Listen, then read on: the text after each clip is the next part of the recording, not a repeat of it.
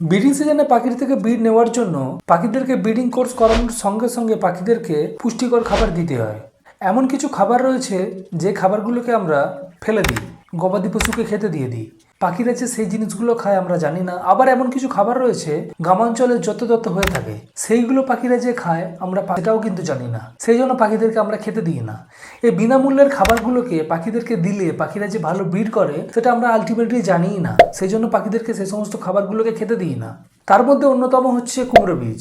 কুমড়ো বীজ আমাদের বাড়িতে থাকে, আমরা কি করে ফেলে দিই। কুমড়ো বীজ দিয়ে পাখিরা খায় সেটা কিন্তু বেশিরভাগ পাখাল বন্ধুই জানেন না। আরও অনেক কিছু খাবার রয়েছে, সেইগুলো ফ্রি অফ কস্ট পাওয়া যায়। এই নিয়ে আমার চ্যানেলে আগেই একটা ভিডিও দেওয়া আছে, নিচের লিঙ্কে ক্লিক করুন, ভিডিওটি গিয়ে দেখুন। পাখিদেরকে ওই সমস্ত খাবারগুলোকে খেতে দিন, দেখবেন পাখিগুলো আপনাদেরকে খুব সুন্দর একটা ব্রিডিং রেজাল্ট দেবে। পাখি সম্বন্ধীয় এই ধরনের ইউনিক ভিডিও পাওয়ার জন্য সাবস্ক্রাইব করে সাপোর্ট করবেন। ধন্যবাদ।